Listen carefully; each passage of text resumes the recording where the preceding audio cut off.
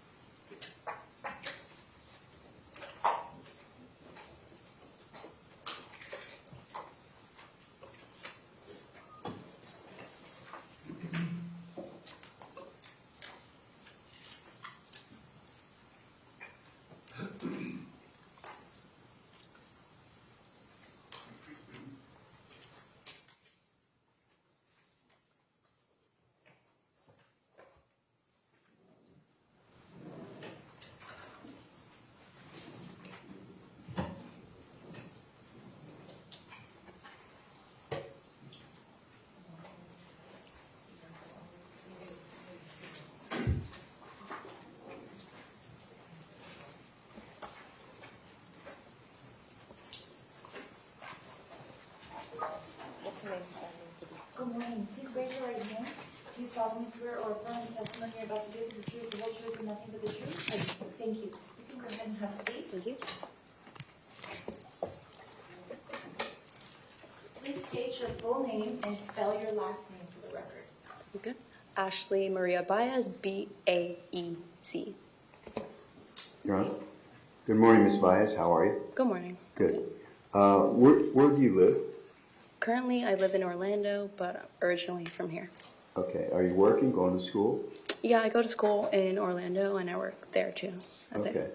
I'd like to call your attention to Wednesday, February the 14th, 2018. Were you in school then? Correct, yes. And where did you attend school? Marjory Stoneman Douglas. And when did you graduate? 2020. Did you spend all 4 years at Marjory Stoneman Douglas? Correct. Okay. So on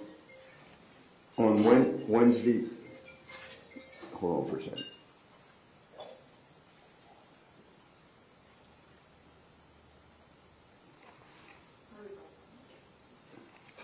Sorry. Okay. On Wednesday, February the 14th, 2018, were you in school? I was in school. Okay. Do you remember where you were during fourth period? Yes, I was in band, in my In band band? class. Yes. Okay. And where's band? Band is in the main building. Okay. Let me show you.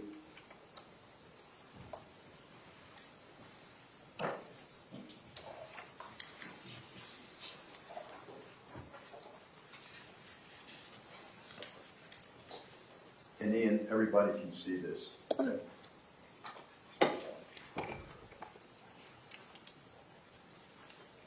I'm going to show you, Ms. Baez, State's Exhibit number 1. And can you see that okay? On the Yes, screen? now You I can. Now I can. Okay, if you can wait a minute. Does this State's Exhibit 1, does it accurately truly depict where the band room was, where you were? Yes, it does. Okay, so what's going to come up is a place where you can, kind of mark it for us, okay? That's fine. Right. Is it shown on your? It's not. There's a row of colors that's going to come up at the bottom, and not come up yet. Oh, Now now Oh, they there are. you go. There they are. Here, right there. Okay, all right. So that's where you were, and what happened during that fourth period?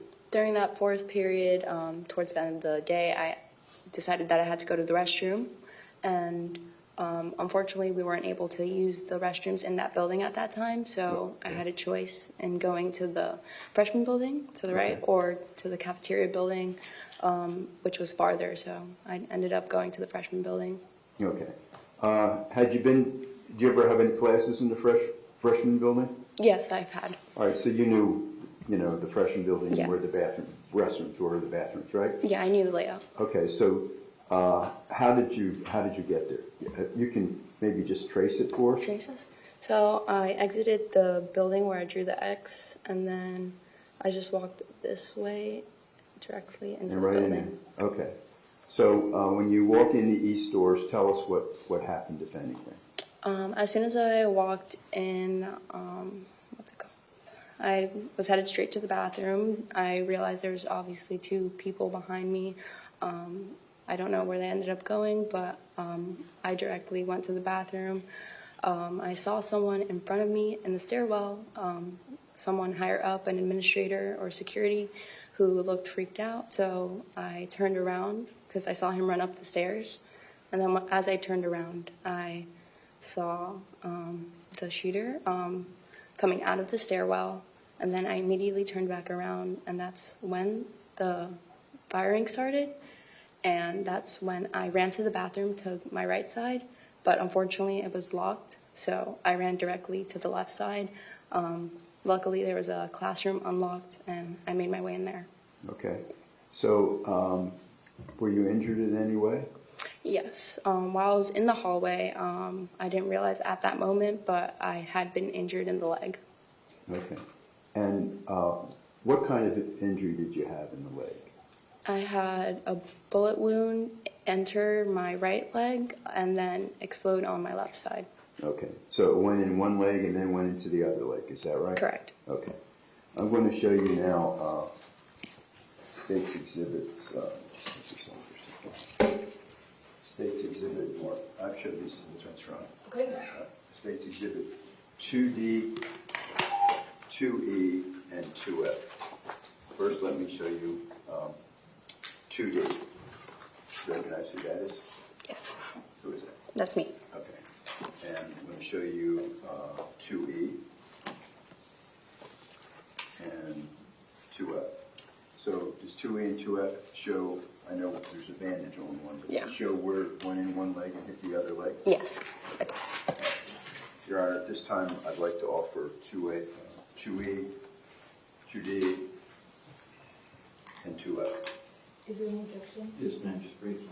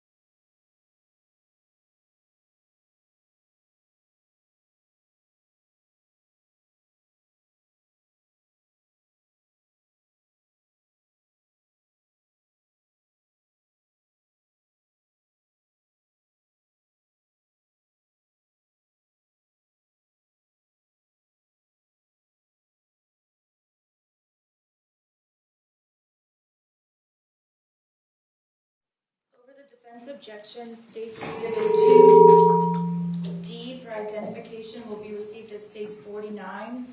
State's Exhibit 2E for identification will be received as State's 50. And State's 2F will be received as State's 51.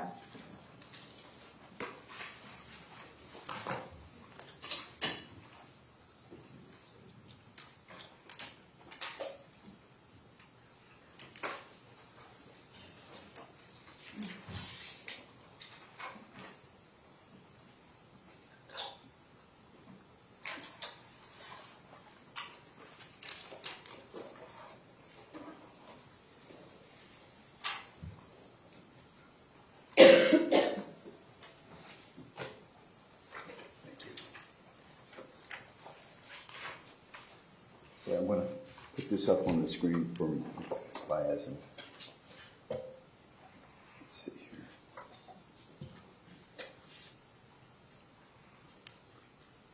Who is that? That's me. Okay, and is that you? Where are you when this picture was taken? In the hospital. Okay. How many surgeries did you have? I ended up having 4 surgeries.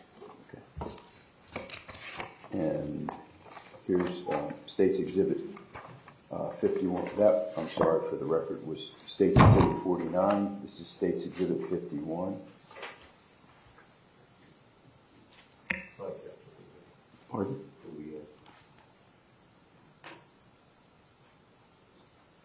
Yeah. Okay, thank you. What does that show? This shows the injury to my left thigh. Okay. And show you now State's Exhibit number 50.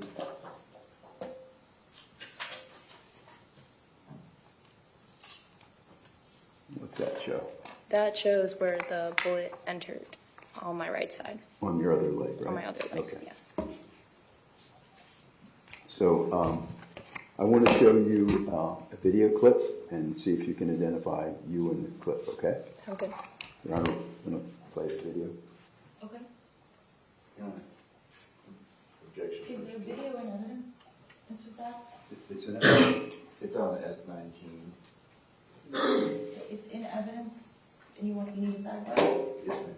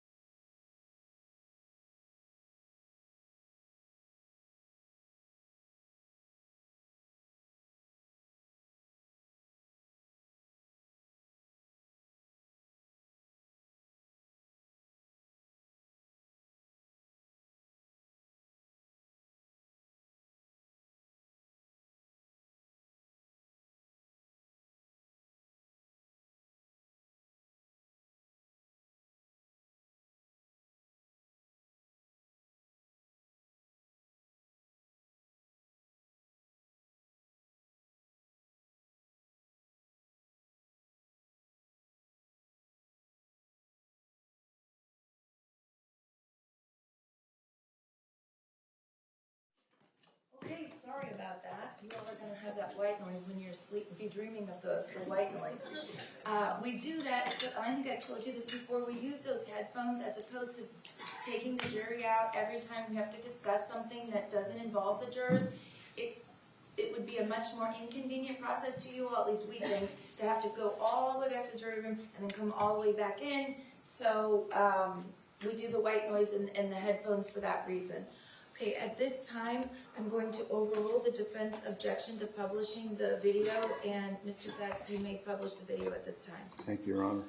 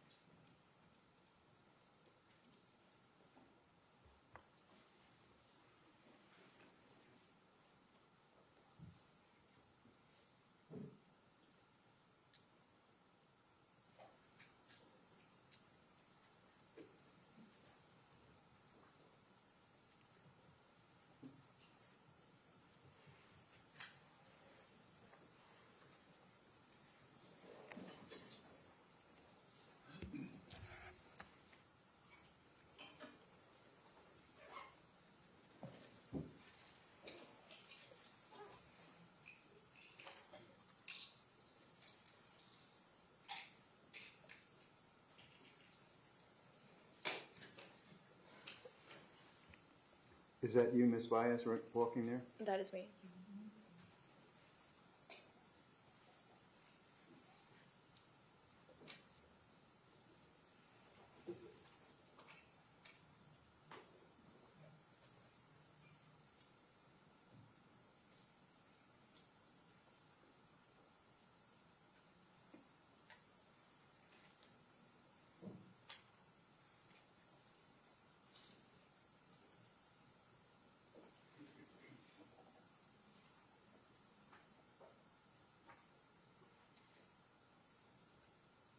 That's you, right?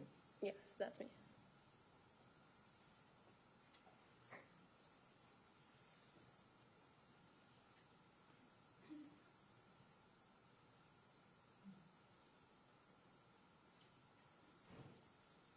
Okay.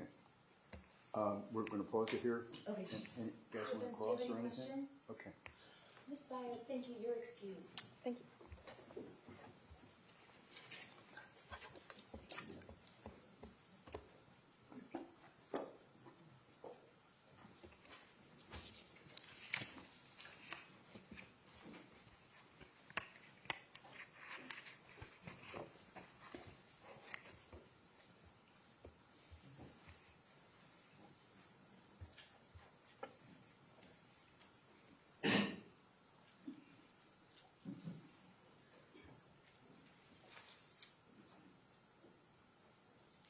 Ladies and gentlemen, we're going to continue the video that you have just begun watching, but we excuse the witness so that you would not have to watch herself being injured. But it is part of the same video. Mr. Sachs, whenever you're ready. Thank you.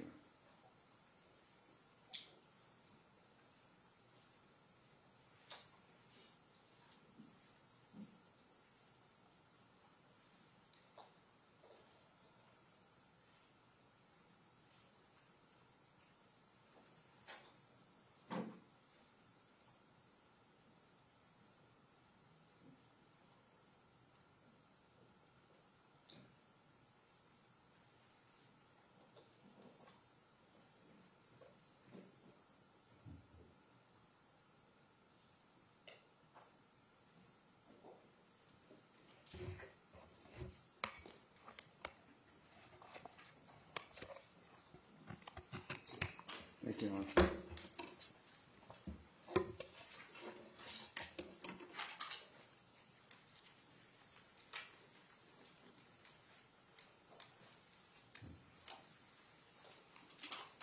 State whenever you're ready, we call you next witness. Genesis Valentin.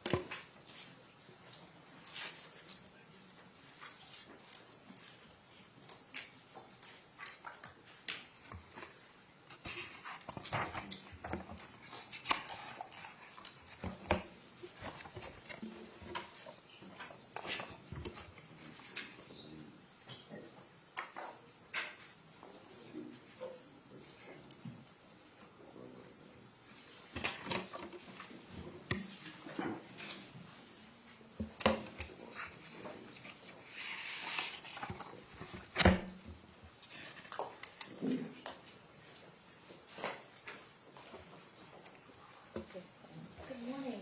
Please raise your right hand. Do you solemnly swear or affirm the testimony you're about to give is the truth, the whole truth, and nothing but the truth? Okay, thank you. You can go ahead and be seated. If you would please lean into the microphone when you speak so that we can hear you. Please state your full name and spell your last name for the record. My name is Genesis Valentin. Last name is spelled Valentin. Good morning, Miss Valentin. How are you? I'm good. How are you? Good. You go to school? Mm-hmm. Where I do you go to school? Palm Beach State. Okay. Did you go to high school? Where did you go to high school? Marjory, Stoneman, Douglas. And what year did you graduate? 2020. And like to call, did you go all 4 years to Marjory Stoneman Douglas? No, just my first 2. Okay. So on Wednesday, February the 14th, 2018, were you attending Marjory Stoneman Douglas High School? Correct. And Ms. Valentine, I'd like to call your attention to fourth period on Wednesday, February the 14th, 2018. Do you remember where you were during fourth period? Yes. Where were you? In Mrs. Haas' class, room 1216. Okay. And did something happen during that period? Yes. Could you please tell us what happened? Around 12:30, maybe 12:35. Sorry, not 12. 2:35. I remember hearing some shots outside the room. Okay. Did you recognize them as shots? No, at first I thought it was just balloons because everybody had balloons because it was Valentine's Day. Okay. So what happened? After we heard about 3 shots, we were all like, this is not normal, so we started to hide. Okay. And then after we hid, we heard more. Okay. So that's when we knew this was serious. Okay. So what happened then? At that point, we were all just hiding, trying to make sure we were all covered. And we just kept hearing shots, so we knew that it was not balloons. We knew it was something more serious. And then we heard screaming, so we knew this was getting bad. Okay. And then what happened? After that, we just stayed covered as long as we could. Some classmates called police officers. They all knew what was going on. They were already on their way. So they just told us to stay hidden as long as we could. Okay. And were you injured at all? Yes. And how did you get injured? I got some shrapnel all over my left leg and a little bit on my right. And where were you when do you remember where you were when you got shot in the classroom? Yes, it was right next to the teacher's desk. Okay. And did you see anyone else get wounded or shot? Yes. Who did you see get shot? 2 girls next to me, Elena and Alyssa. Elena Petty and Alyssa Alphadeath? Correct. Okay. So what happened when they got shot? Alyssa got shot in her stomach and Elena was shot in her knee. They were both instantly gone after being wounded. Okay. Did you see anyone else get wounded? Not right away, but after we were escorted, I saw another kid, Alex, I believe was his name. Okay. Alex Schachter? Mm-hmm. Okay. All right. Did you see the shots coming in? No, I was hidden. Oh, you were hiding? Yes, correct. Okay. And do you your best, I know you can't remember exactly, but the best you can guess, how many shots went into 12-16, if you can recall? Not sure. I'm pretty sure it's more than 3. Okay. All right. Let me show you now. I've showed these to the defense room. State's Exhibit, Ms. Valentin, 24A, 23Z, and 23Y. Do you recognize that? What are they? What, all 3 photographs, what do they show? These are my shrapnels on my left and right leg. Okay, and that was taken when you were in a facility to get treated? Okay. And did they truly and accurately depict your wounds as they existed Yes. on Wednesday, February the 14th, 2018? Yes. Okay. All right, Your Honor, I'd like to introduce these, and I'll have no further questions. Thank you, Ms. Valentin. All right. Is there any objection? Yes, ma'am, please, briefly.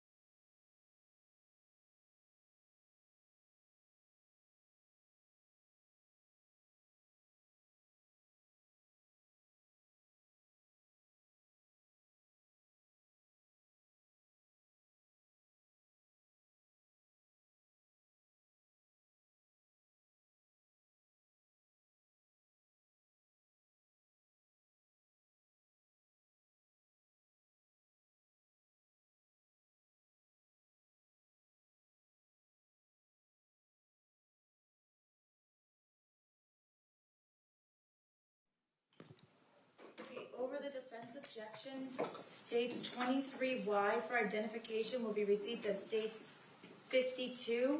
States 23Z for identification will be received as states 53. And states 24A will be received as states 54.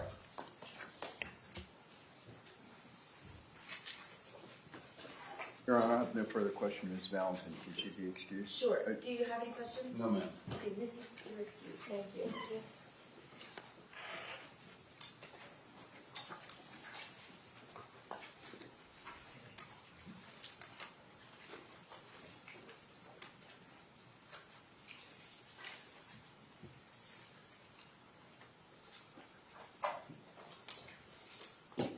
Thank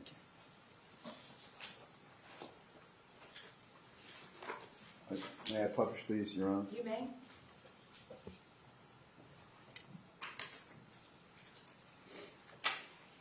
Publishing State's Exhibit 54, that Ms. Valentin is identified, and State's Exhibit 52, Ms. Valentin is identified, and State's Exhibit 53, that Ms. Valentin is identified.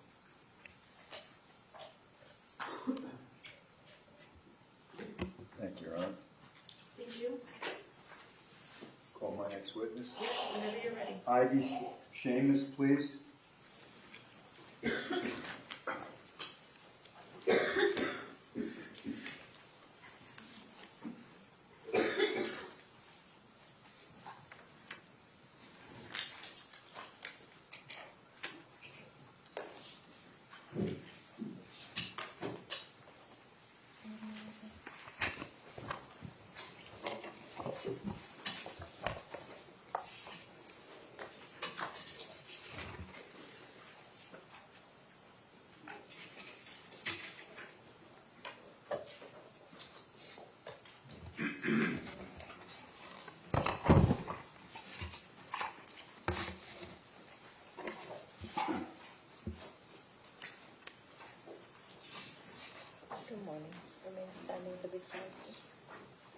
Good morning. Please raise your right hand. Do you solemnly swear or affirm the testimony you're about to give is the truth, the whole truth, and nothing but the truth? Yes, ma'am. Thank you. You can put your hand down and please be seated. If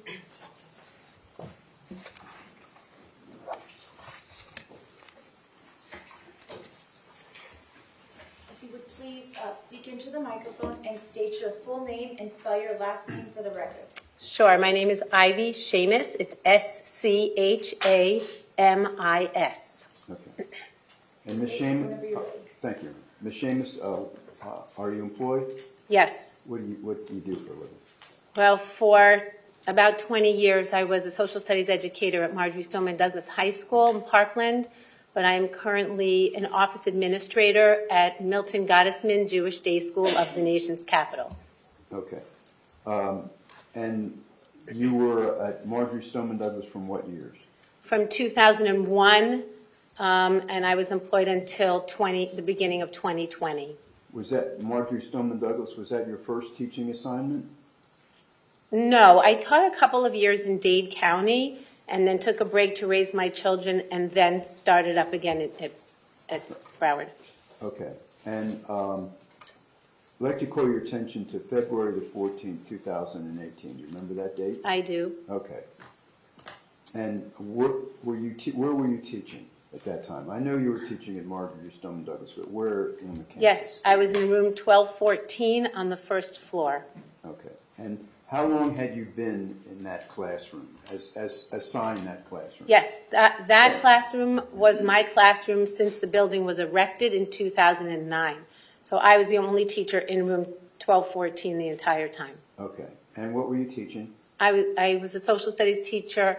That day I taught international relations, academic elective, and history of the Holocaust, another academic elective.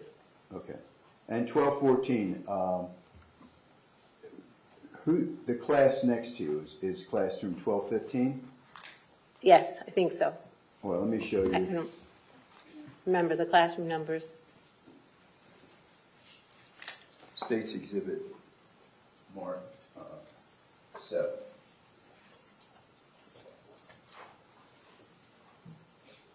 Okay. Can you see that? Not yet. Okay, yes, I can see it. Okay. And there's going to be something coming up in a minute, and you can circle 1214. The colors on the bottom of the screen. Okay. And obviously 1215 is the adjoining classroom, right? Yes, sir. Okay. And is there a little partition between your classroom and classroom 1215? There's an alcove, Okay. And but there's a wall between both classrooms. I'm talking outside the door. Outside, yes. Okay. And the doors, were they open in or out? The classroom door opens in. Out. It opens out. You Can sure? remember. It opens Okay. out. Okay. All right. It opens out. And when you go outside of your classroom 1214, is there a little wall between? Yes. Okay. How big is the wall? Oh, goodness. Few feet. Okay. All right. And who had the classroom next door to you in 1215? Julie Matlock. Okay.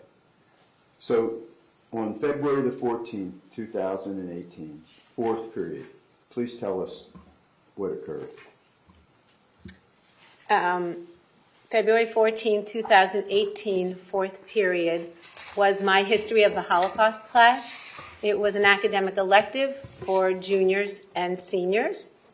It started out great. It was a happy day because it was Valentine's Day and the kids were bringing in candy and stuffed animals and flowers.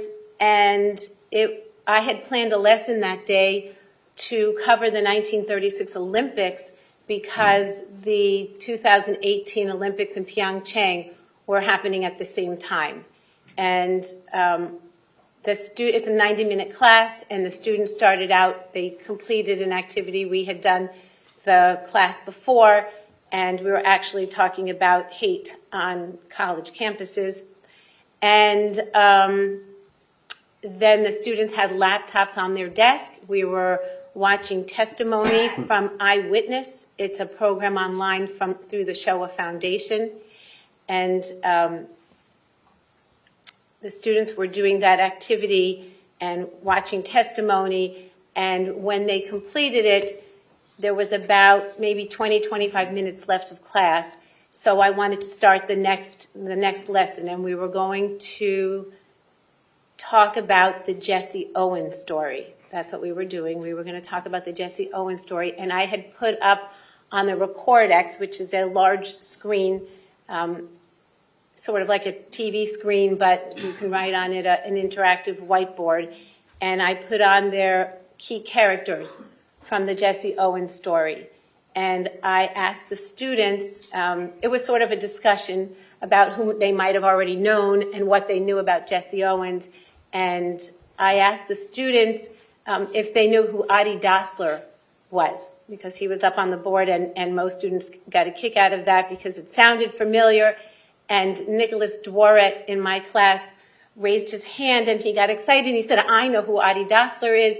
He was the German shoemaker he owned a shoe factory who started the Adidas company, and he was up there because he made the shoes the track shoes that Jesse Owens wore when he won his 4 gold medals. And the class was super excited because he knew the answer, and we were so happy for him. And then he also stated that Rudy Dassler was his brother, who started the Puma shoe factory, and we were not totally surprised because Nick was an athlete and he knew these things. And it was at that very moment when he had that aha moment that he knew the answer to that, we heard very loud shots going off in the hallway right outside the classroom door. Okay, and then what happened? And so it was just for maybe a second, the students just, it was almost like we stopped in our tracks, and they flew out of their seats and tried to find cover. I mean, in my mind, it was unmistakable that was gunshots. Again, I obviously didn't know, but so the students flew out of their seats trying to find cover in a very small room that had a wall full of windows. There was a front door with a large window, to me it was large, going down the center. That was not bulletproof. There was a lot of furniture in the classroom, and there were a lot of students in that classroom. So how many students were in your classroom? There was, I believe, 30 that day. Okay. There were a few absent. But it's a small room to have, many students. I had about, I want to say 35 or 37 desks in there, something like that, because some of my other electives were larger. And they tried to find cover wherever they could. We didn't have much time, but they scrambled to different parts of the room, sort of along the perimeter, and some tried to get behind the laptop cart, and some tried to get behind a file cabinet and the Recordex board. Hannah and Shannon went under the well of the teacher desk. So I stood there for a second while they all tried to get cover. We had never had a drill or anything to tell us what to do or where to go. But a young lady named Kelly Plore looked up and she called me over. So I ran to her. She said that she was thinking of her mom and what her mom would do in this situation. So we all were sort of down on the ground. We were on the floor trying to hide behind whatever we could. And it was really seconds later that the barrel of that AR-15 just ambushed our classroom. It came right through that glass door, the glass panel in the door, and was just shooting everywhere. It was extremely loud. It was very frightening. And I kept thinking about these kids that should not be experiencing this at all. Okay, and did you see anyone wounded? I did not see, we were all close to the ground, like laying on the ground. I did not see any anything at that time, no. All right, so what happened next? So from where I was laying on the floor with Kelly, I could see the handle of the door. The door was locked, but it really wouldn't have mattered because whoever was out there, shooter or shooters, which we didn't know at the time, could have easily put their hand through the panel of the door and opened the door. And then I thought, well, that was it.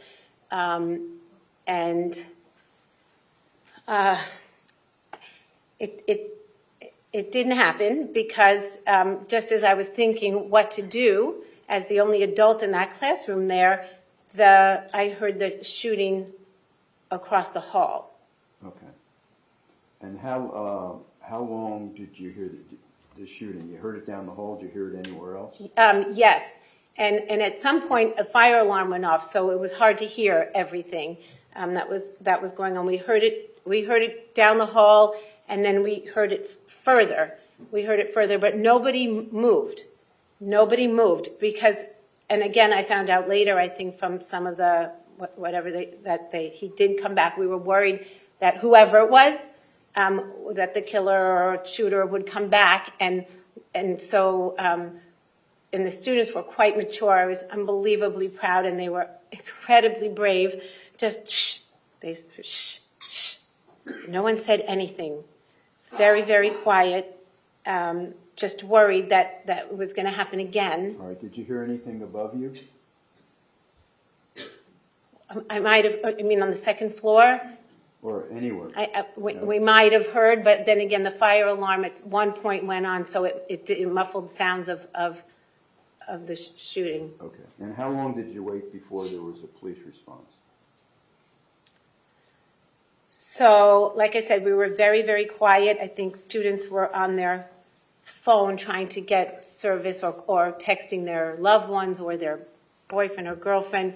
So maybe between 15 and 20 minutes we waited for someone to come rescue us. But the young lady, Kelly, who was next to me, was able to get a bar of service. So she said, I heard her saying to 911, 12:14. So I thought they would come soon because they knew what room we were in. Okay. And when the police came, did you see anyone who was injured? So when the police came, they were screaming. SWAT was screaming in the hallway and got into the classroom door the same way that I thought anyone else would get in. They just stuck their hand through that glass panel and told us to put our hands up and was screaming for the injured. So that's when I saw the 4 students that were injured in my class. And who did you see injured? Daniel Menescal and Isabel Checker, Samantha Grady, and then Samantha Fuentes. Okay. And was there anyone who that you saw that wasn't wounded, who wasn't moving? I didn't, because they told us, don't look. They were screaming at us, because they said they didn't find the shooter, and so they could have been anywhere, so they were screaming at us to put our hands up and not to look down and to run out. Okay. All right, let me show you now State's Exhibit marked 3S for identification.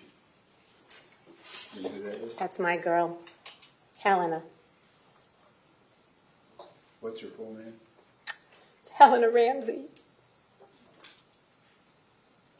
And 3R? And that's Nicholas Cruz, handsome boy. At this time, Your Honor, I'd like to offer State's Exhibits 3S and 3R. No objection. States 3R for identification will be received as States 55,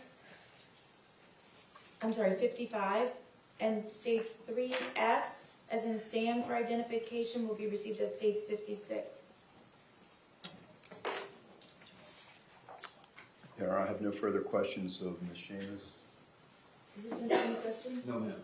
Thank you, ma'am. You're excused. Thank you.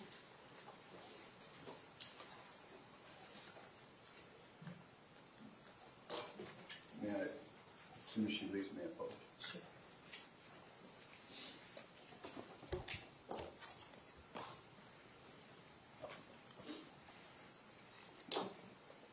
55, that's State's Exhibit 55. Ms. Schamis identified that as Nikolas Cruz. State's Exhibit 56, Ms. Schamis identified that. Helena Ramsey.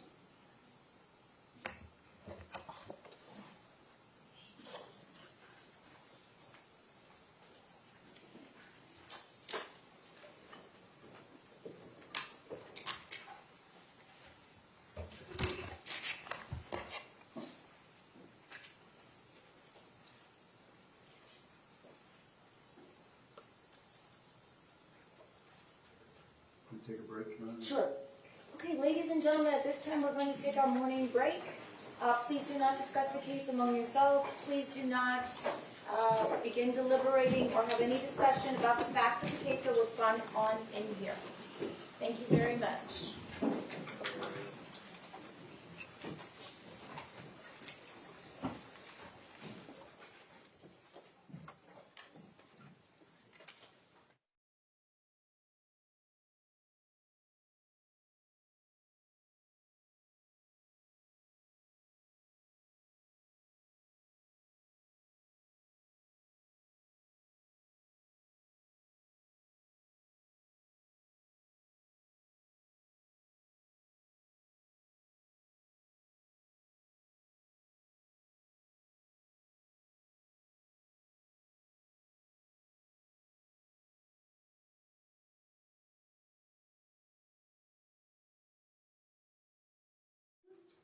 We are on a 15-minute recess. It's 10:30. We'll be back in session at 10:45.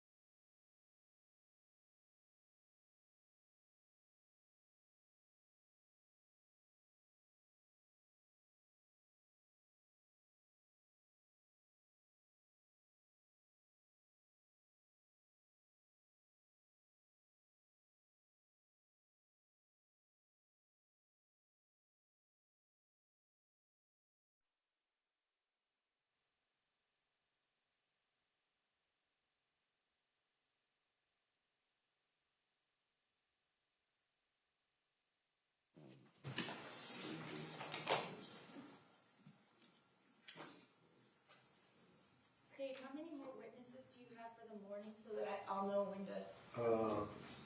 1, 2, 3, 4, 5. Looks like 6. Okay, what I'll do is I'll just let you tell me when you're ready to Okay. take the break in case.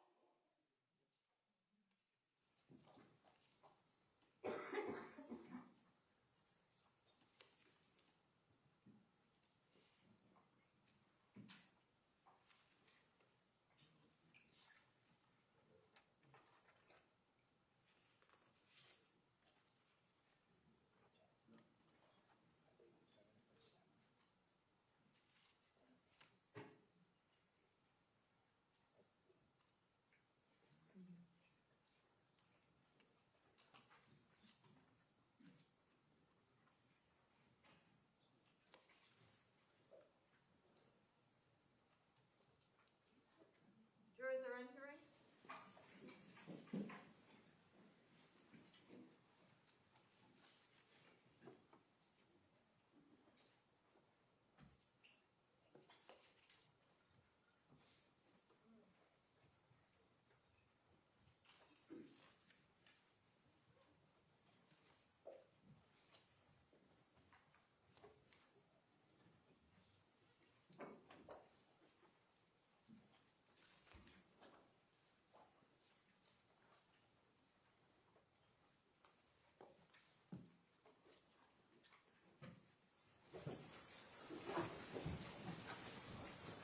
Okay, the jurors are present. Everyone else may be seated. State, go ahead and call your next witness. Thank you.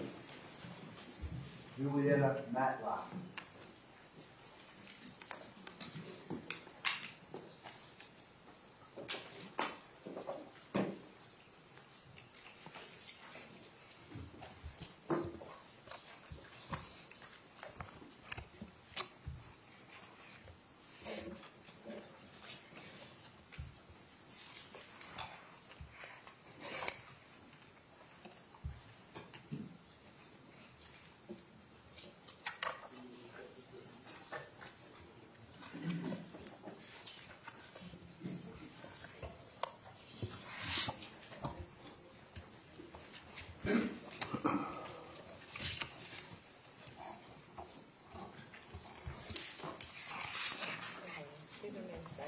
Good morning. Please raise your right hand. You solemnly swear or affirm the testimony you're about to give is the truth, the whole truth, and nothing but the truth? I do. You can be seated.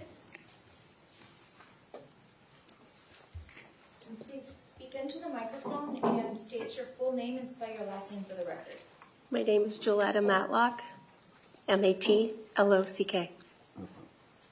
Good morning, Ms. Matlock. How Good are you? morning. What do you do for a living? I teach at Marjory Stoneman Douglas. Okay. How long have you been a teacher? I have been a teacher since 2005. And how long have you been a teacher at Marjory Stoneman Douglas? This, I think I'm going into my 12th year. Okay. I'd like to call your attention to February the 14th, 2018. Do you remember that date? I do. Okay. Where were you located physically as a teacher on that date? I was in room 1215. How long were you assigned classroom 1215? I had been in room 1215 probably the last 5 or 6 years. Before that, I was on the 3rd floor in room 1257. Okay. And do you remember who was in classroom? What teacher was in classroom 1214? Miss Schamis.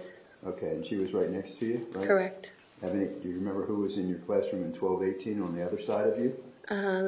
Miss Sinich. Brittany Sinich? Yes. Okay, good. All right, so let me take you to the 4th period on February the 14th, 2018, okay? Yeah. So tell us what you remember happening, please. Well, it was 4th period, of course. It was Valentine's Day. That I had personalization, which is study hall. I had a big group, and I would often... When you say a big group, how many students would you say? Normally it would be 24 to 25. I think if I'm not mistaken, I had 28, 29. And then I would also have students coming from other personalization classes into my class to share time with me or help me grade papers with the permission of other teachers. That group was very friendly with each other. It became like they had their own little family amongst themselves, if you want to say, sharing snacks, talking, grading papers with me. And on that particular day, there was like 12 of them, 12 students around my desk that day, 1 student behind me, some were out on passes. But it was a group, like I said, that it was very friendly with each other, and they would do their work and laugh, and it was just a good group of kids. Okay. So what happened? Kids were working together. Like I said, I had kids around my desk, like 12 kids around my desk. Some were out. It was my desk. When you walk into my classroom, you go to the left, and there's a little small space, and then there's a closet or a cabinet, if you want to call it. And then my desk was catty corner to where there's like a built-in desk in the back where there's a printer and everything. So my desk was catty corner to the door. You couldn't see the door from where my desk was. So it was almost at the end of the day, and Before you continue, Yes. let me show you State's Exhibit 3Y and ask you if you can identify that. That's my classroom. Is that your class? Does that accurately depict your classroom as it existed on February the 14th, 2018? Mm-hmm. Does it accurately depict where your desk was and where the door is? Yes. Your Honor, at this time I'd like to offer State's Exhibit 3Y, please. Is there any objection? No objection to 3Y. States Exhibit 3Y for identification will be received as States 57.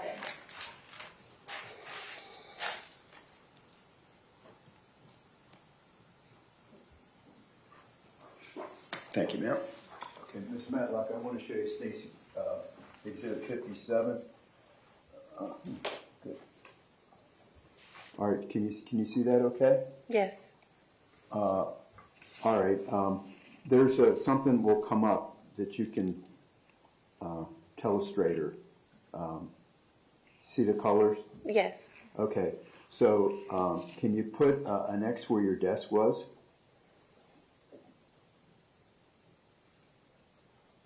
Okay, and obviously the door. Do you want me to put an X on the door? Yeah, you can put an X on the door, that's okay. And that's the window in the door, right? Correct. Okay. All right, so go ahead. Tell us what happened.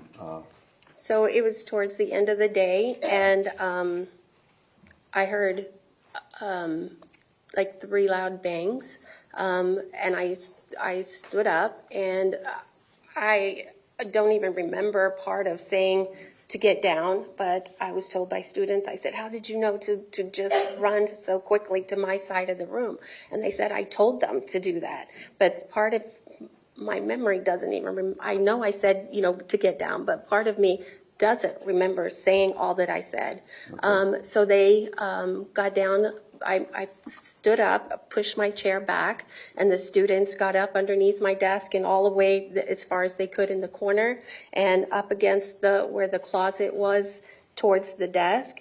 And then I walked to that little piece of the wall that was by the closet, in between the closet and the door, and I stood there by that door.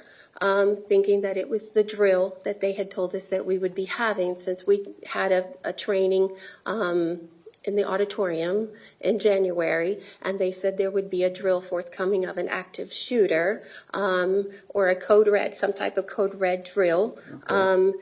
I thought it was that drill. I said, this is it. They're trying to catch us off guard. And what day then? Valentine's Day. So I stood by the door in that little piece of space that was there, and the kids were nervous, of course, and I was telling them to be calm, that it's okay, it's just a drill, that it's going to all be fine. And then the sounds just kept coming, and I moved towards the front of the door, and when I was in front of the door, the glass fell out on my feet, and all I could think of, and I didn't have a phone with me, I always kept my... When you say the glass fell out, you talk about the glass in the door? Yeah, the glass in the door. I was standing in front of that door when the glass fell in front of on my feet, and I remember I walked towards the student's desk, and I was still in front of the door. I walked in front of the student's desk, and I looked at the students hiding behind my desk and in that corner, and I told them, I said, oh boy, now this is really bad. Whoever's conducting this drill, somebody could have gotten hurt through the glass. And then I walked back towards the students, and I told them, it's okay, just relax. I kept thinking that it was a drill. Okay, then what happened? And then after that, I went, there was a student that was standing next to me that he didn't want to leave my side, and he was there for the whole entire moment until SWAT came in, but he didn't want to leave my side.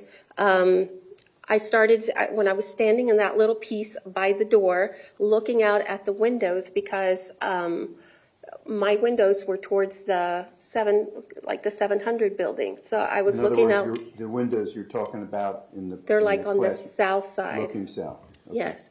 So they're looking south. So I was looking out through the windows. And I don't know where, like, if the adrenaline or what it was. I was looking, and I remember on top of the window, there was like a blue light on top of the window. And then my senses started coming in, and I started smelling, like when you light a match, like the smell of, I guess it's sulfur. I started smelling that.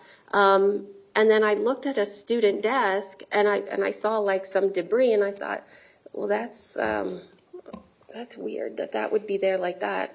And then I kept addressing the kids that it would be okay, that it's a drill, and it kept coming in and out of my mind. Is it a drill? Is it not a drill? Is it a drill? Is it not a drill? And then I stayed with the kids until what seemed like forever, and you could hear what were gunshots, but we thought it was... How many gunshots did you hear? Oh, there was a lot. I couldn't even tell you. From I don't know. your classroom, were you able to tell where they were coming from?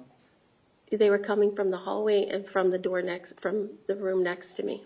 Okay. And then we heard screaming next door. Okay. And did those gunshots dissipate? Did you ever hear them above you? You could still hear things, but it was a little less, that you couldn't hear them as loud. Okay. So prior to this happening, did anyone ask permission to leave your classroom? They did.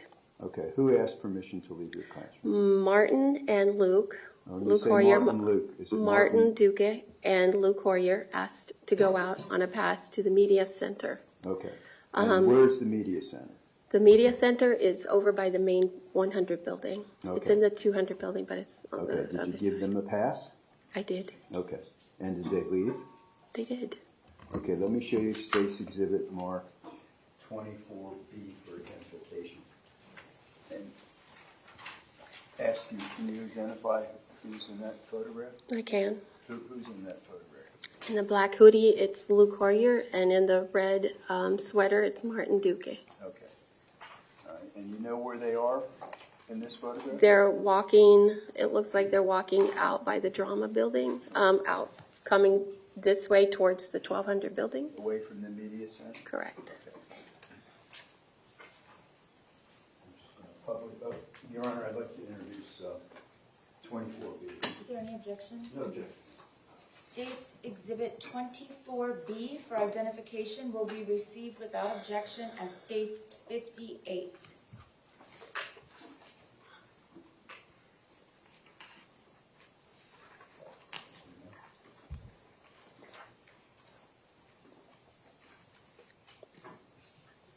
Okay, could you just describe, you said the one in the kind of red is Martin, Martin Duque Aquino? Yes. And the gentleman, the boy in the black is? Lou Courier. Okay. All right, so did anyone else leave your classroom? Yes. Anna Martin, Sofia, Delia went up to the second floor to Miss Bergen's to take a test. Gina Montato asked to go to the little alcove that was in front of my room to do some kind of project that she said she had to speak into it was a speaking portion of it that she wanted to speak into her laptop, into her computer. I asked her if she wanted to go to the media center. She did not. I asked her if she wanted to go to a different teacher's room. She did not. She wanted to sit right there by the classroom, and when she was done, she would come back inside. Okay. And I also had Charles Cahill, who had gone to the media center but had come back. Okay.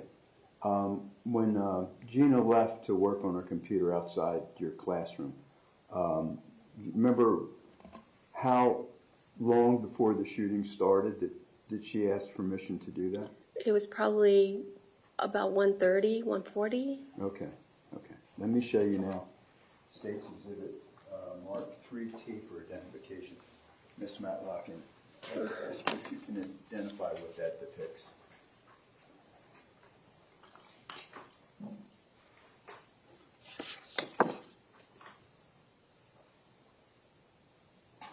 Okay, that's my room. And is that your room in 1214? Yes. Okay. And does that photograph truly and accurately depict the doorways, how they existed on February the 14th, 2018? Yes. And there's a little partition between your two classrooms, right? Yes. And that's accurately depicted in this photograph? Yes, that's Okay. the little alcoves. Okay. Your Honor, I'd like to offer State's Exhibit 3T. Is there any objection? Yes, ma'am, please. Mr. Sass, may I see the photo? Oh, absolutely.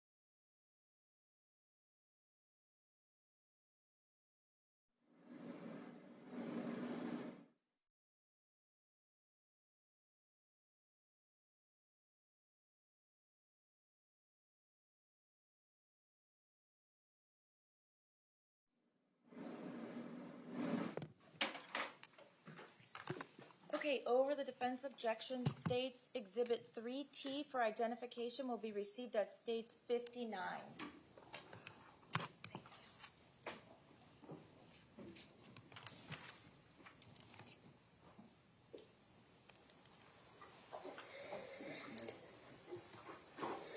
And Ms. Matlock, now it states 59. I want to show you that. And I want you to, can you see that okay? I can. All right, and that shows your classroom at 1215 and Ms. Schamis' classroom 1214, right? It does. And that's the little partition I'm talking about in between, is that correct? You are. Okay, thank you. All right. Now I want to show you States Exhibit marked first 3X. 3X, you know who that is? Yes. Who is that? Martin Duque. Martin Duque Aquilano. Yes. And 3W? Who is that? Gina Montalto. And 3V? Luke Hoyer. Okay, Your Honor, I'd like to introduce States Exhibit 3V, 3W, and 3X. Is there any objection? No.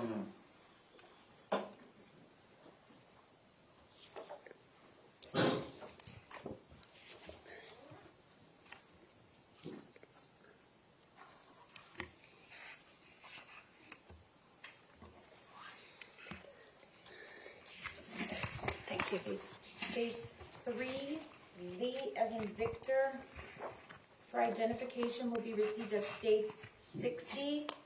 States 3W will be received as States 61.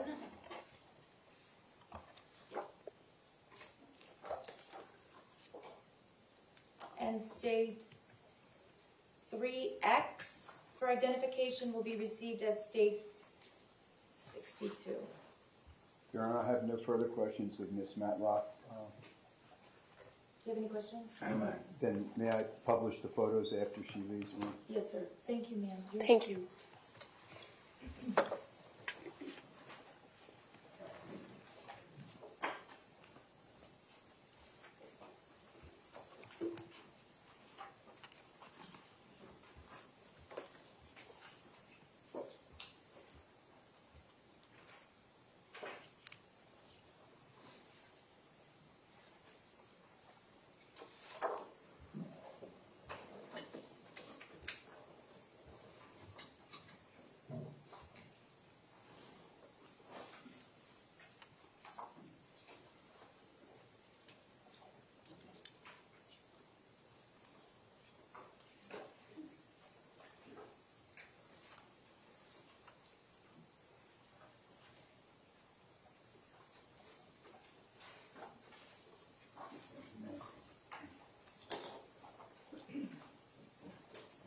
States Exhibit 62, Martin Duque Aquilano.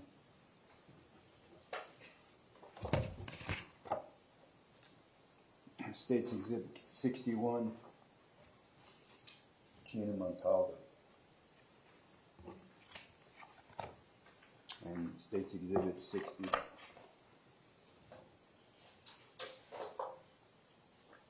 Luke Hoyer.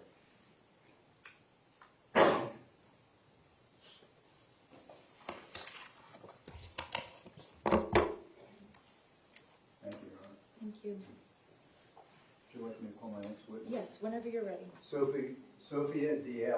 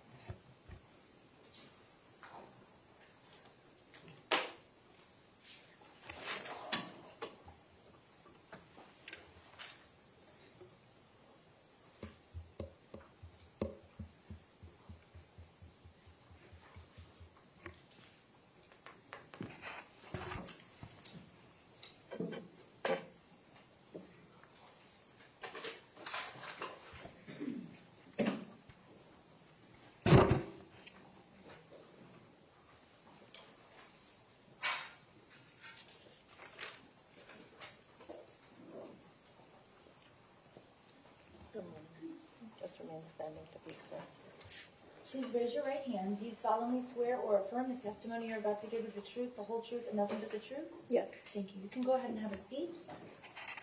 If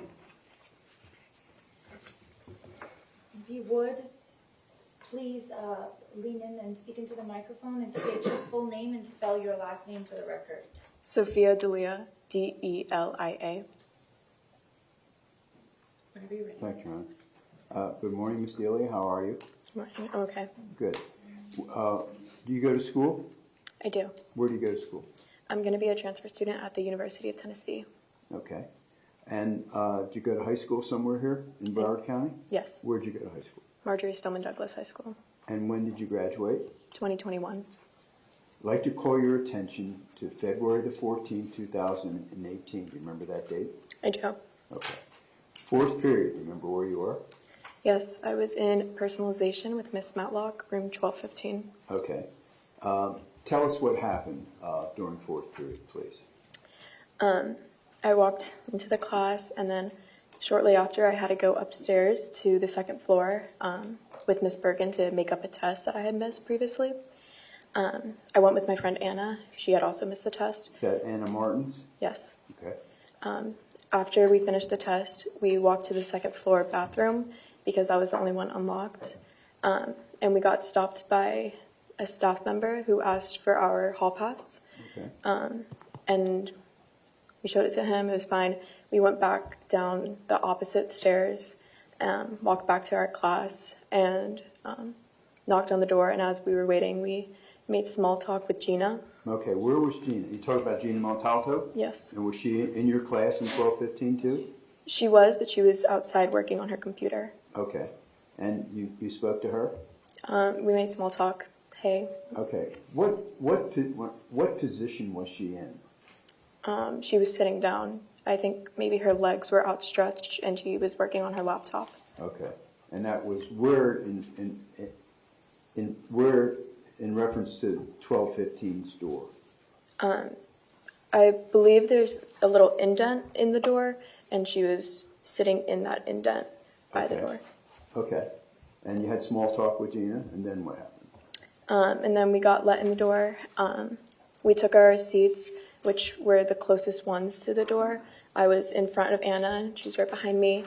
I noticed that Luke and Martin weren't in the class anymore. When you say Luke, you talking about Luke Hoyer? Yes. And Martin Duque Aquiana? They Yes. weren't in the class? Okay. I just assumed they had to go make something up. A few minutes later, there was a knock on the door, and Anna went to go open the door. And right before she was able to do that, the gunshots started. And I don't remember, but I was sitting at my desk, and then I was underneath my teacher's desk. So I ran over there, the whole class ran over there, and we all hid. And then the gunshots kept going. The fire alarm went off. It kept going. It got a little bit distant, but it was still very, very loud. And then law enforcement came into the room, told us they were clearing our room, not to look around, that they didn't want us to see what was in the hallways. So I was looking down at the ground, and I stepped on class. And then when I got out the door of my classroom, that's when I saw the blood everywhere and 2 bodies, and then we ran out of the building. Okay. And when Anna was going to answer the knock at the door, did you get a chance to see who was at the door? No, I did not, but I later found out that it was Luke and Martin at the door. Okay. Do you remember how close she got to the door? I believe fairly close, Okay. but there just wasn't enough time. Okay. And did you go to the same place where Anna went to, after you heard the shots? Yeah, the whole class was by our teacher's desk. All right. Thank you, Sophia. Your Honor, I have no further questions. Do you have any questions? All right, thank you, miss. You're excused. Thank you.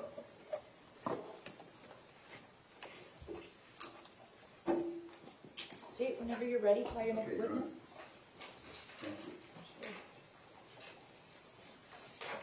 Ronit Reoven.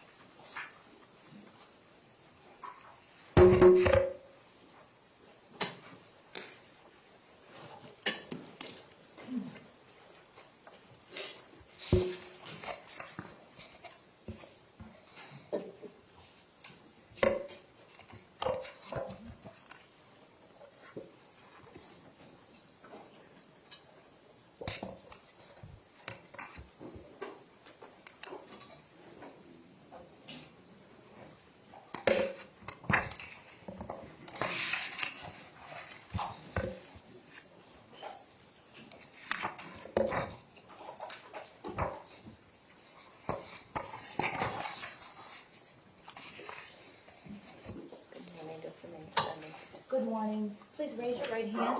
Do you solemnly swear or affirm the testimony you're about to give is the truth, the whole truth, and nothing but the truth? I do. Thank you. You can go ahead and be seated. And if you would please speak into the microphone and state your full name and spell your last name for the record. My name is Ronit Reoven, Ronit Reoven. Would you, excuse me 1 second, would you spell your first name as well, please? Ronit. Thank you. May I inquire? Thank you, Honor. Good morning, Mr. Reoven. How are you? Good.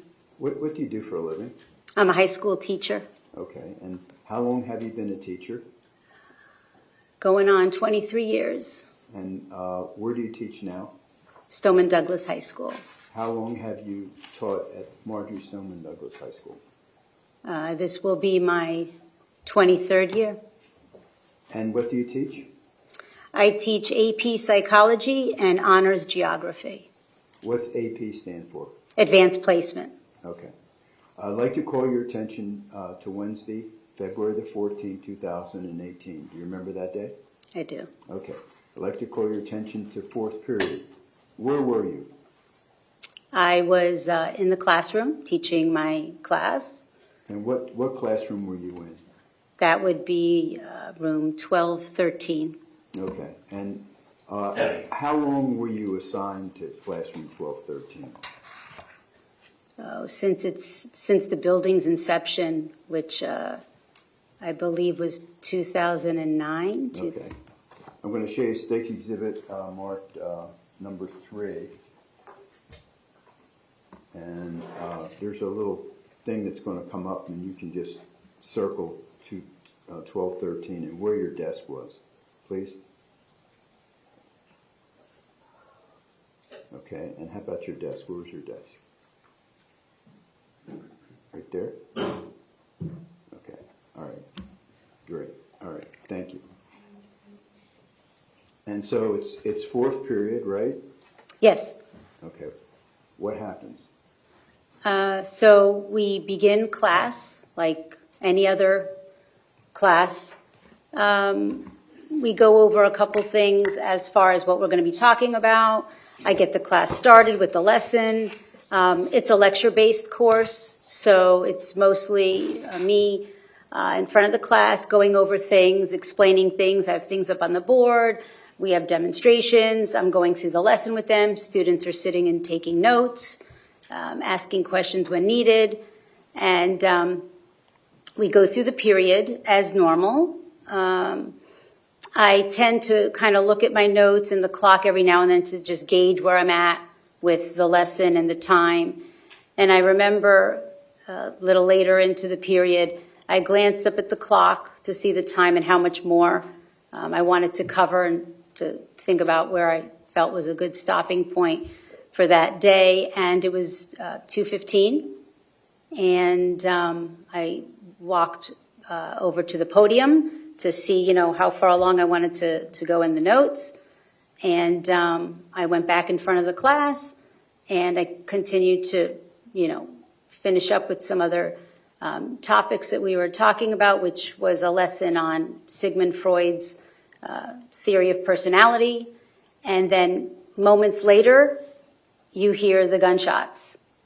And there were multiple gunshots. And they were incredibly loud. Boom, boom, boom, boom, boom. And I froze for a moment, and the students jumped out of their seats. Of course, they were startled and scared, and they tried to scurry out of their desks, and they started to run in the opposite direction of the classroom door. And in running in that direction, they were running towards the windows on the other side of the classroom, and I yelled at them. I said, no, no, not that way, not that way. Go to the other side, go to the other side. Get behind the desk, get behind the furniture, go the other way. So they went from one direction of running towards the windows, which I guess they did out of instinct. You run away from where there's danger. You run away from where you hear something scary. So they ran that way towards the windows, and I yelled at them to run the opposite direction. So they, hurried themselves off to the other side and jumped over the desks and my desk and around the podium and tried to get as close as they can behind my desk and whatever furniture I had by that opposite wall of the windows, which is the wall that is on the same, which is the wall where the classroom door, the side of the classroom door. And in doing that, they would be out of the line of vision. Okay, away from the door. Away. They'd be on the side of the door, but away from where they would be seen. We had a glass panel. In the door? Yes, there was a glass panel or glass window in the door. So if they were to be on the opposite side of the room, they'd be in clear vision. So I had them all run to the opposite side and hide as best as they could on that wall. And then what happened? And then the gunshots continued, and they got louder and louder. We were trying to keep each other quiet. The kids were on top of each other and hugging each other and holding each other, and we were trying to hush each other, shh, and calm. There was some whimpering and try to calm them down and keep each other quiet and calm as best as we could. And the shots got louder and louder, and then you hear the piercing sounds. You hear the piercing sounds of the fire alarm going off, and you feel the vibrations in your chest as the gunshots were getting closer and louder. You could feel the vibrations in your chest and in your body. And dust and debris fell from the ceilings, from the vibrations of the gunshots. It was like extremely loud, like in a tunnel because of the hallway. And then they got to the point where they were loud because the bullets had just shot through the glass of the door. And then what did you do? We just kept hushing each other and holding each other and keeping each other quiet and calm. And did you hear, did the sound seem to dissipate, or what happened to the gunshots? After a little bit of time, the gunshots started to get a little more faint. They seemed to be in the distance. And do you know where they were coming from, or do you have any idea where they were coming from? I didn't know exactly where they were coming from, but I knew it was in the hallway. I didn't know exactly where, but it was in the hallway. Okay. So they started, the gunshots sounded more distant, more faint, and when I noticed that it seemed a little further away, that's when I got up and I kind of peeked over my desk, around my desk to see, what had happened and kind of assess the situation, because at that point I started to hear, the whimpering and the moans and groans from the kids that were shot. And were kids shot in your room? Yes. Who was shot in your room? Ben Wakander, Samantha Mayer, Madeline Wilford, and Carmen Shentrup. Okay. And so what else did you do? Did you when you got up from your desk, Ms. Reoven, did you do anything? When I first got up, when the gunshots were a little further away, I took my keys and I went over to the door and I felt it was a safe time, so I carefully opened the door just a little bit with my left hand and took the key in my right hand and kind of worked my little arm around to just unlock the door and closed the door, went back to where the kids were all huddled and hiding, dropped the keys down and looked again to see the kids, and it was confirmed to me that the moans and the groans and the crying were from the kids that were shot. And at that point, I knew that I had to try to do something to help the kids that were injured. So Okay, and did you? I did. Who did you help? Well, initially, Ben Wakander was crying and begging for water. Please, please, I need water. Please, give me water. So I had my water bottle on my desk, and I gave him the rest of my water to drink from. The water bottle, he drank whatever was in there. And then I had another student that was beside me, Logan Mitchell, who was pretty much next to me the entire time. And he was beside me and helping me, kind of guiding me through, giving me that extra, yeah, it's okay to do, yeah, it's safe, da-da-da, I don't hear anything. He was kind of listening and also checking. And I had a baby blanket that I used to cover my coffee maker. I had a mini Keurig in the corner. So whenever I wasn't using the Keurig, I had a baby blanket that I covered it with when it wasn't in use. So I had a student that was hiding next to the Keurig throw the baby blanket over to me, and I used that baby blanket to make a tourniquet for Ben's arm because he was bleeding out. So I just made a makeshift tourniquet and I put it on his arm, made it on his arm. And then Logan was looking over Madeline. Madeline Wilford. And I believe he got a denim jacket from another student and covered Maddie with a denim jacket. I saw Sam Mayer, that she looked pretty stable, looked like she was shot in the knee. So when I saw it looked like she was shot in the knee, I figured she was pretty stable. She's all right. I noticed Carmen beside Ben. I noticed Carmen beside Ben, and I went close to just kind of get a better gauge, and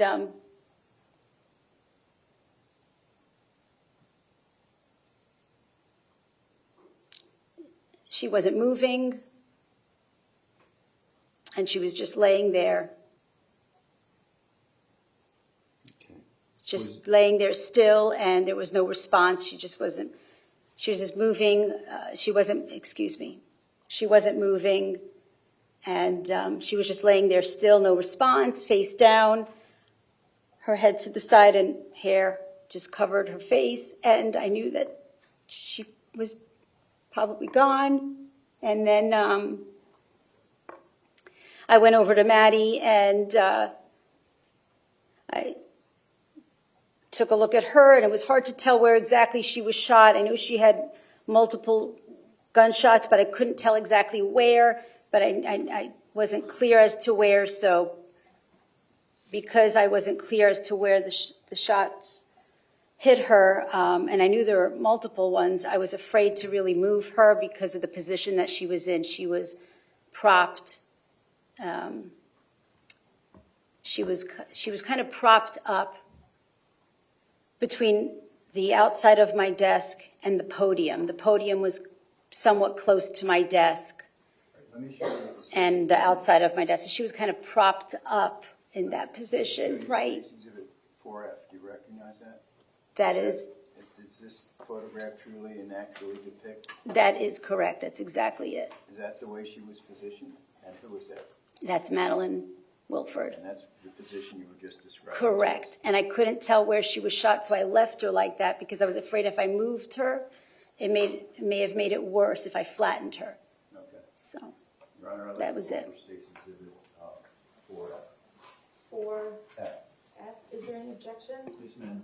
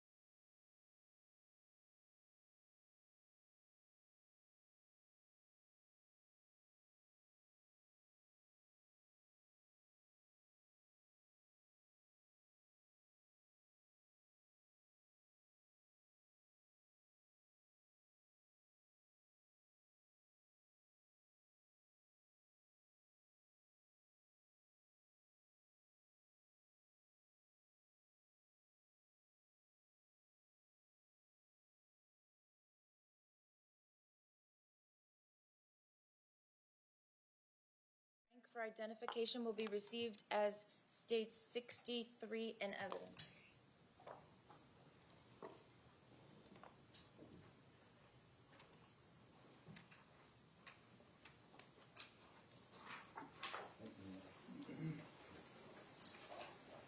And now I'm going to show you, Ms. Reoven, State's Exhibit 63, the photograph you just identified. That's the position you described as Madeline Wilford in?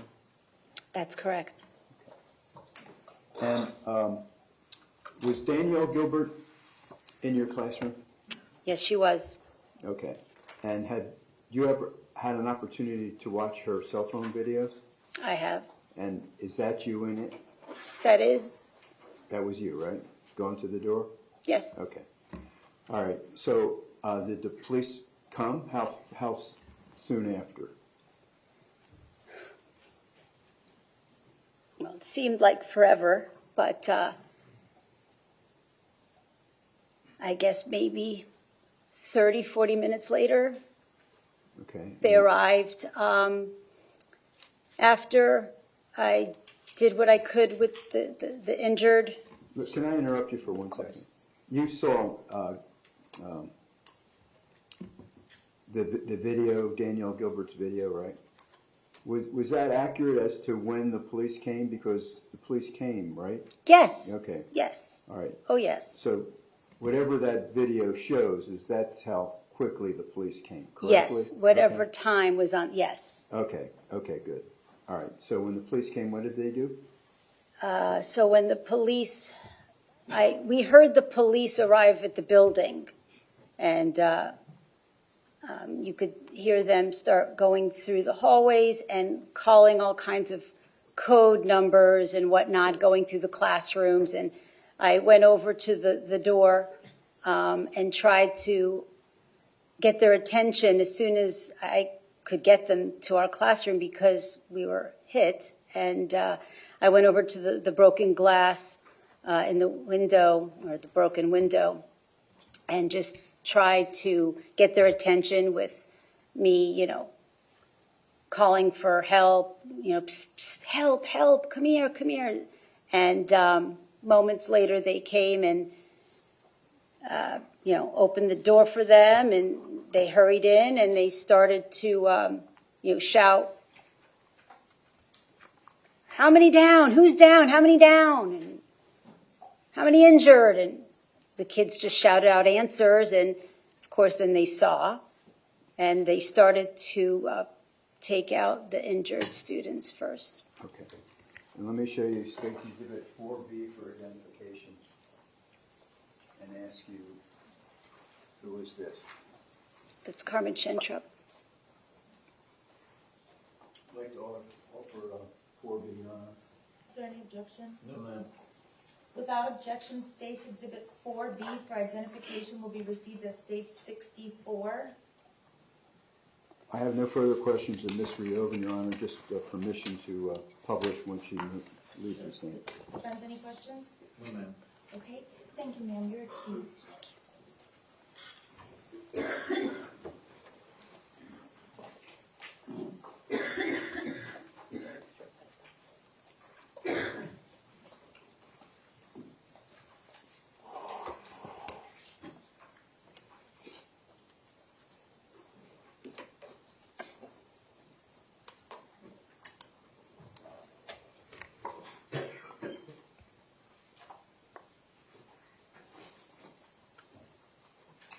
Here is Carmen Shentrup.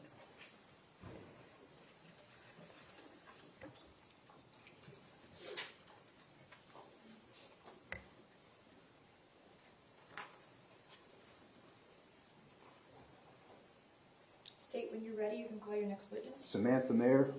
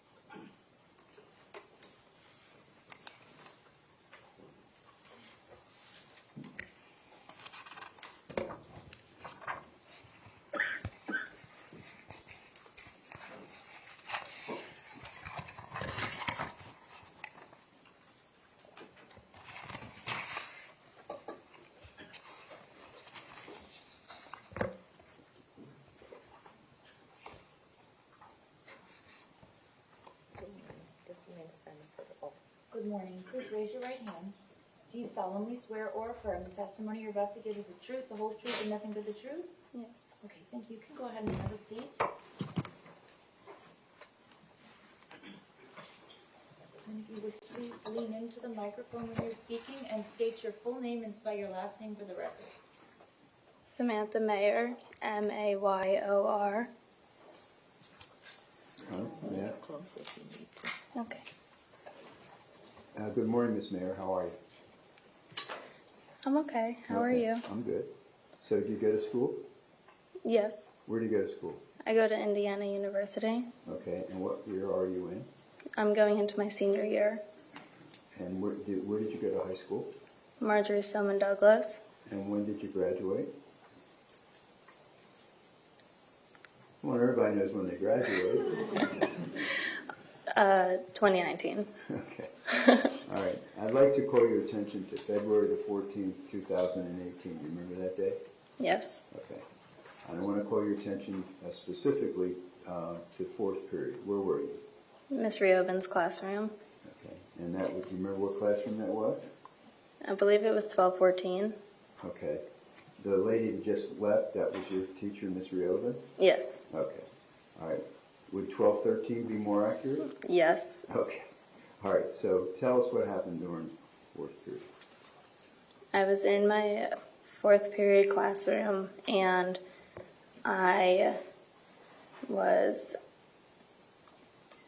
we were learning some sort of psychology lesson, and I was sitting in my desk, which was about the middle of the room, and during the middle of the lesson, we started to hear gunshots, Okay. and I didn't really know what was happening. I didn't know where they were coming from or anything. And everyone kind of looked around and then, got out of their seats and started going to the corner of the classroom that was on the door, away from the windows. And we were all sitting on the floor, and I wasn't on the side with the door. I was on the ball that touched both the window and the door ball. And we heard gunshots, and then the gunshots started going into our classroom, and I remember closing my eyes and not looking and still not knowing what was going on. And then they stopped, and my classmates started screaming and moaning, the ones who were hurt. And then I realized that I couldn't really move my leg, and I didn't know why. Ben was kind of falling on me, so I couldn't tell if that was why it was hurting. And then Was that Benjamin Wickander? Yes. Felony? Okay. and I knew that he was in a lot of pain, and I asked someone next to me why my knee was hurting. I couldn't really tell, and then they let me know that I had been shot in the knee. And then I heard someone on the phone with 911, and they then said that I had also been shot. And I remember Miss Reoven taking clothes or anything that she could find and coming over and helping to wrap people's wounds. And then I remember someone knocking on the door and trying to get into the door. And that's when I started saying, don't open it, don't, because I couldn't see anything. Right. So I was saying, don't open it. I was terrified for who was going to be let in. And then it was police officers who were letting us out. And I got lifted up, or at first I didn't really understand why they were helping me still. I was very, very upset that they weren't helping someone next to me. And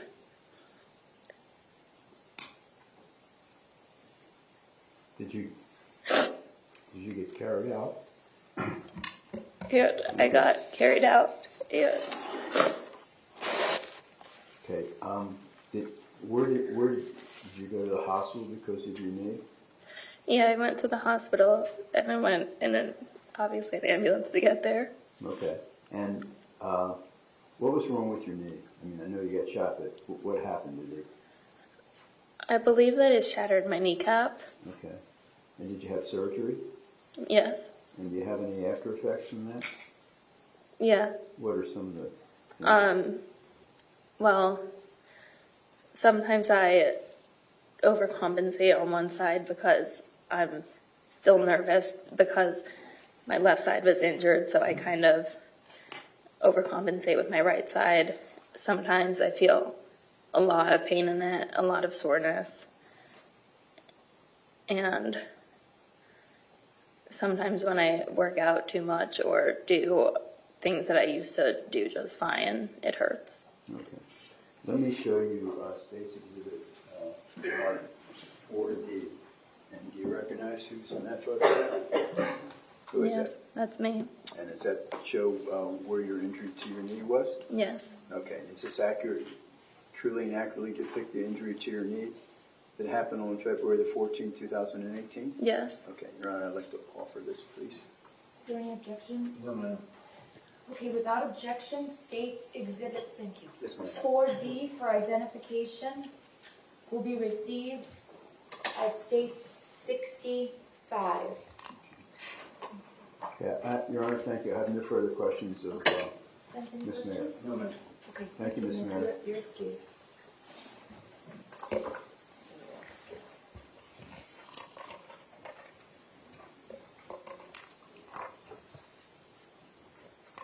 Next witness. Sure. Madeline Wilford.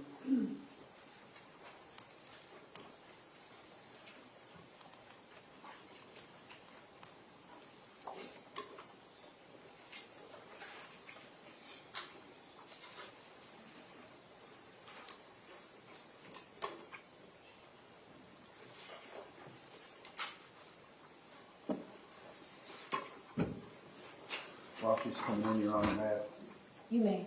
publish this over?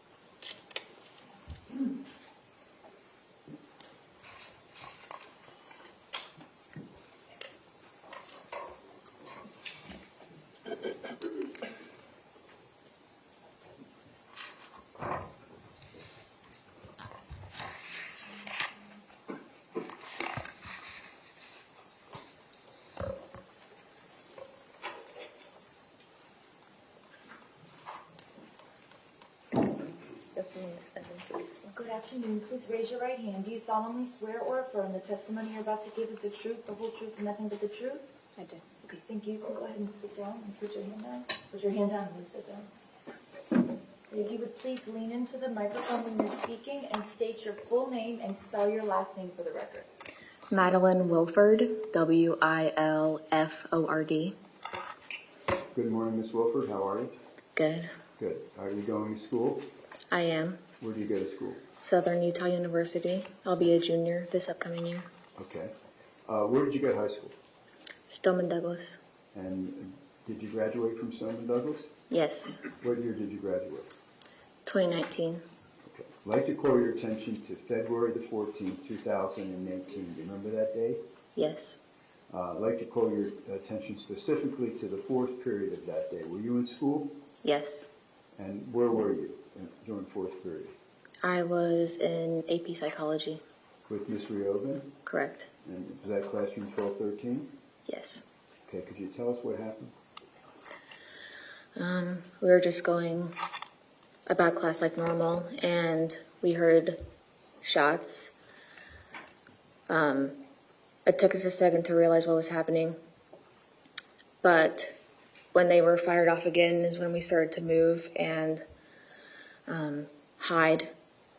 I was stuck between the teacher's desk and her podium, and then I was just hiding until I felt myself get hit. I didn't know how many times. I just knew I was hit, and I tried looking behind me to see if anyone could help me, but all I saw was blood on the floor. So I just kind of turned around, and when the fire alarm went off, I also thought that hopefully, they knew what was going on and so that they were coming soon, but I ended up passing out. Okay. And then What's the next thing you remember after you passed out? I was in and out of consciousness until I fully woke up that Thursday night, Friday morning. Okay. And so, do you know what happened to you? Yes. What happened to you? I was shot 4 times in my right arm, my right lung, some of my ribs on my right side, and I had surgery on my abdomen. Okay. And how many surgeries have you had? 3. 3. Are there any after effects from your surgeries? Thankfully, I had a great orthopedic surgeon, so I'm able to use my hand, but I still do have trouble breathing with my lung. Okay. Okay. And you passed out. You didn't remember how you got out of the classroom. Is that correct? I briefly remember hearing the responders, but I didn't really and I remember being in the ambulance, but I don't remember much. Okay. Okay. Thank you, Ms. Wilford. Your Honor, I have no further questions. Do you have any questions? Thank you, Mr. Exley. Logan Mitchell?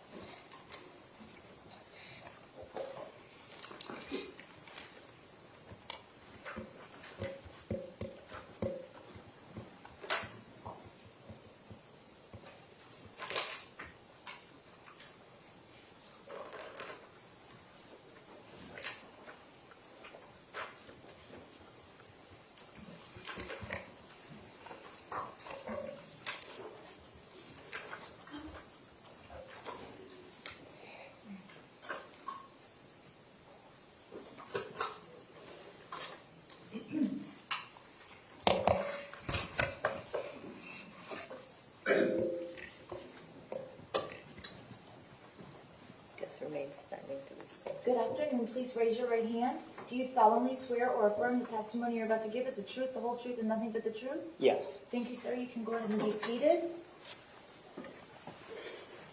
Please speak into the microphone and state your full name and spell your last name. Logan Mitchell, Mitchell. Good morning. I guess it's good afternoon, Mr. Mitchell. Do you go to school? I do. Where do you go to school? Florida State University. And what year are you in? I will be a senior. Where did you go to high school? Stoneman Douglas. And when did you graduate? 2019. I'd like to call your attention to Wednesday, February the 14th, 2018. Do you remember that day? I do, yes. I'd like to call your attention specifically to the fourth period. Were you in school on that day? I was. And where were you during fourth period? I was in AP Psychology. Okay, and that's Ms. Reoven's classroom, 12-13? Yes. Yes. Okay, could you please tell us what occurred on that day? It was a pretty normal day. For the majority of the day, there was not much going on. There was a fire drill earlier in the day, and then at fourth period, around 2:20, we started hearing very loud noises coming from somewhere in the hallway. When you say there was a fire drill, you mean earlier in the day? Yeah, several periods earlier. It was second period. Okay. All right. So there were 2 fire drills that day? Yes. 2 fire alarms? Yes. Okay. Go ahead. Sorry. We heard very loud noises coming from somewhere in the hallway, and then Ms. Reoven told everyone to get up and move. A bunch of students initially went to the wrong side of the classroom, towards the windows, away from the hallway and the door, but she was able to signal for everyone to return back to the point where they couldn't be seen from the doorway, with the majority of the students being behind the desk.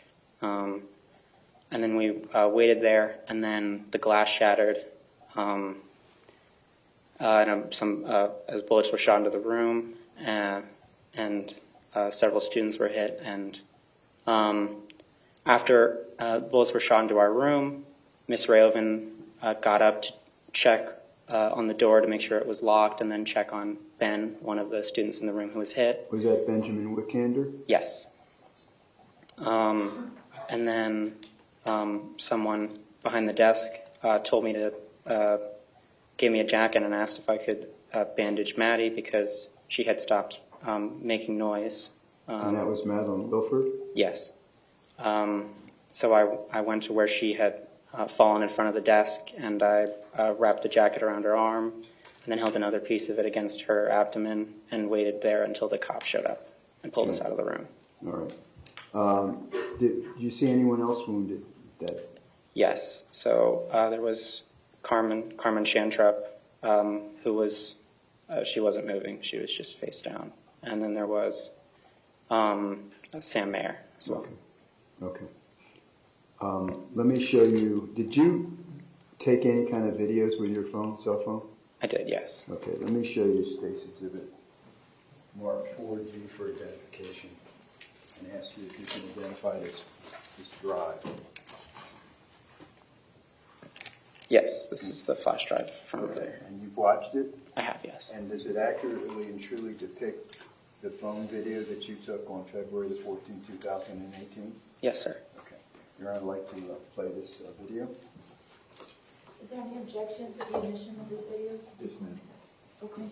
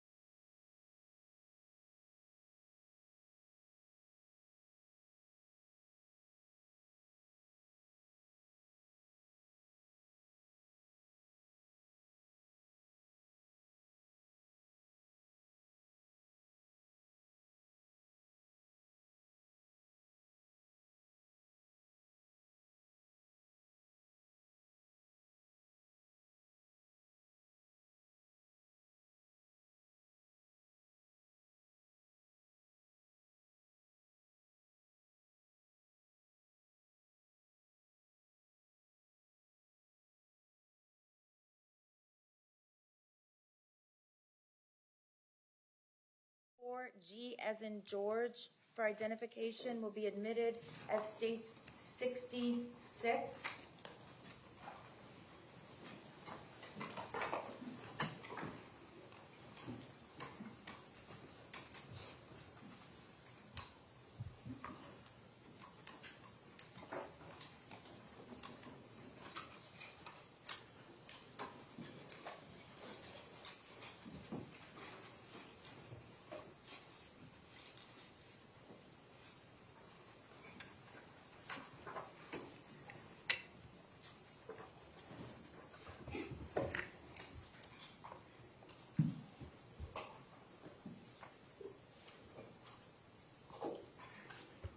Your Honor, I don't have any further questions of Mr. Mitchell. If there's no cross-examination, we can play it while he's...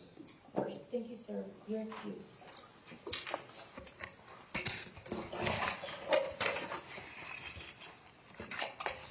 Thank you, ladies.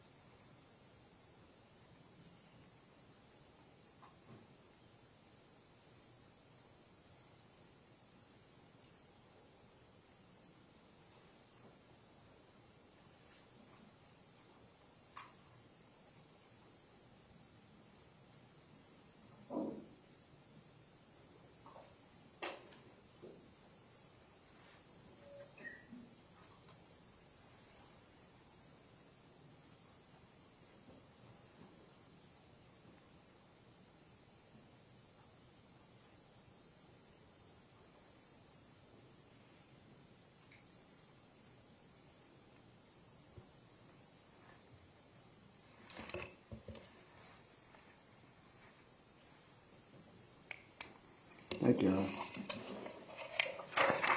And that's for this morning. Ladies and gentlemen, we're going to recess for lunch. We're going to follow the same procedure that we did yesterday. I would ask that you please be back at 1:45 and meet the sheriff's office in the same way that you've done all of the other days this week. Again, 1:45, it's 12:15 now, 12:17 now, so that gives you an hour and a half.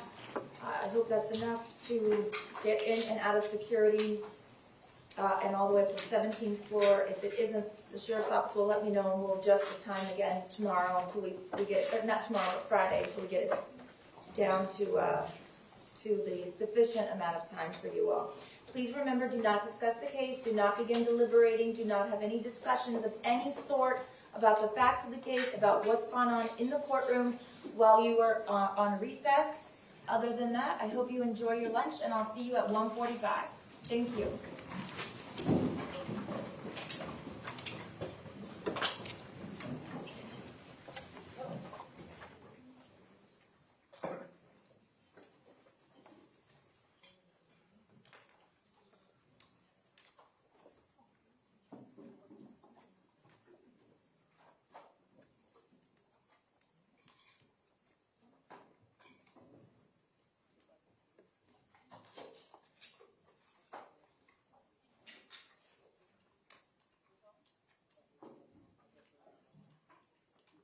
Jurors have been excused. You all may be seated. For the lawyer's information, I asked the jury to be back at 1:45 because in order to gather all 22 people and get them from point A to point B through two different screenings, security screenings, we're going to try to start at 2 o'clock. I've asked them to be back 15 minutes early so that we can get them through everything that they need to get through. So if you all can be ready to start back at 2, that would be great. And other than that, we're in recess. Thank you.